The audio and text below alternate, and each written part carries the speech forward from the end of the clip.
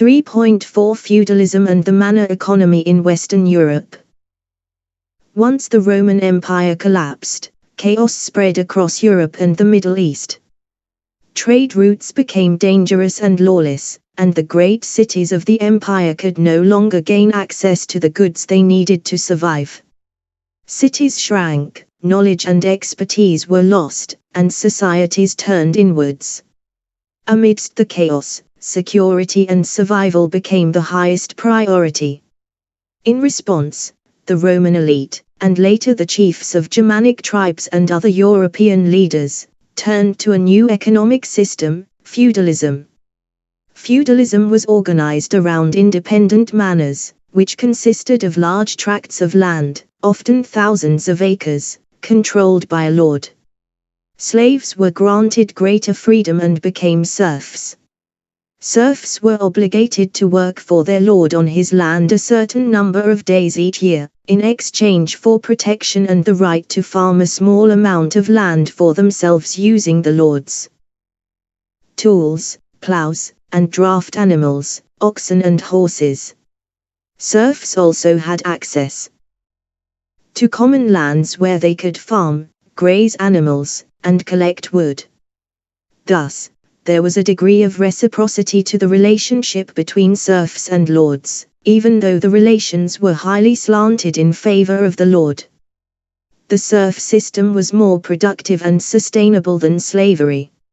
Serfs had more of an incentive than slaves to work hard for the lord thanks to the protection, stability, and small quantity of property and independence they were granted.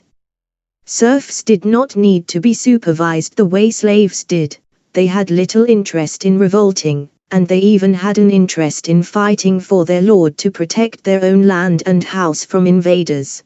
Eventually, all of Western Europe came to be divided into independent, self-sufficient, isolated manors. On the manor, the lord was the master of all who lived there, serving as judge, general, and governor. Serfs were tied to the land and to the lord, but they had a measure of security because they could not be removed from their land or their family. The most powerful lords gained control over the most land, becoming kings and demanding loyalty and military support from lesser lords. However, the kings of the feudal era were not very powerful, and most of the wealth and control of the economy rested with the lords.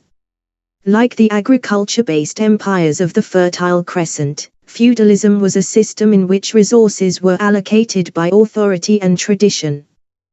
The authority of the feudal lord was paramount, and one's station in life was determined traditionally by one's birth. The eldest son of the lord became the next lord. The son of a serf was also a serf. The son of a blacksmith would also become a blacksmith. Serf women worked for lords as servants or makers of clothing, and at home they prepared food, raised the children, and maintained the household. Many serf women were sexually exploited by their lords, however, and women could not own property, so women still occupied an inferior position in society. Since most feudal manors were self-sufficient, there was very little trade other than a few luxury goods for the lords. However, there were small cities which depended on trade and which hosted traveling fairs of merchants and entertainers, so a small amount commerce did occur in exchange for money. The towns did have some tradespeople, such as armorers, blacksmiths, shipwrights, potters, weavers, and dyers, indicating that some specialization of labor did exist. But anyone who wanted to produce and sell such goods and services had to join a guild. Guilds were a type of union governing a particular trade or profession. Independent manufacturers, known as guild masters, banded together to set quality standards and wages, limit competition by dividing up territory, and establish rules and codes of conduct. Working for the guild masters were apprentices, usually children of ages 10-12, and adult journeymen who someday hoped to be guild masters. The guilds were incredibly detailed in the prescriptions governing their members. Rules could include prohibitions on indecent language, the number of threads in a fabric, the type of equipment to be used in construction, how a particular task was to be completed, etc. Traditional methods of production were passed down through the guilds, and innovation was strongly discouraged. A new product or new process for making a product had to be approved by the guild, but such innovations were usually rejected as a threat to other producers. If one craftsman developed a superior technique, it might displace other craftsmen and upset the accepted order of things.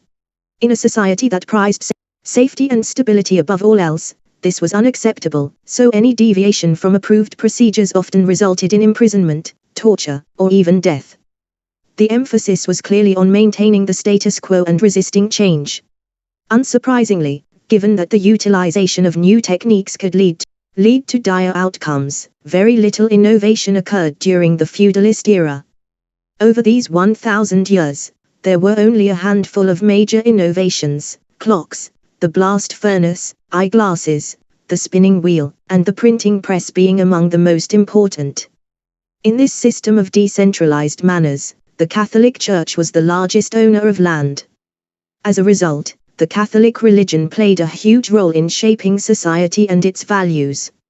A tour of the cathedrals of Europe built during the feudal era demonstrates that, of the little surplus that was produced, the majority went to the church. In addition, religious prescriptions played a prominent role in the economy. For example, merchants were expected to charge a just price selling items for what they were worth and no more. Greed was considered to be a sin, a corrupting influence to be scorned and even punished. The notion of profit or personal gain was largely condemned until very recently in human history.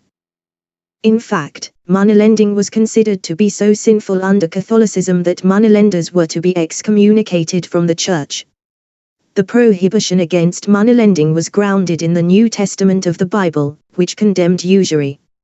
However, the Old Testament of the Bible allowed Jews to lend to non-Jews.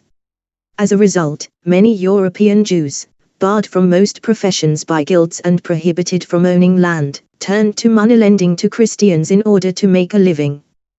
The Jewish monopoly on moneylending meant that they could make a lot of money, but Christians resented the success of Jewish moneylenders based on biblical condemnations of usury. There was much Christian hostility toward Jews stemming from this strained relationship. As an example, the entire community of 150 Jews of York, England was killed in 1190 due to religious intolerance and the anger of those who were indebted to them. The roots of much antisemitism in Europe can be traced to the feudal era and the differing views of Christians and Jews on the acceptability of moneylending. The characteristics of feudal society help us to understand why life in Europe went largely unchanged for 1,000 years. The small amount of surplus that was produced went to provide military protection or was squandered on luxuries for the lords and the church. Without any substantial investment, and with substantial resistance to technological change, there was very little economic growth. However, over time, a series of changes undermined feudalism, stimulated the rise of markets, and reshaped European societies.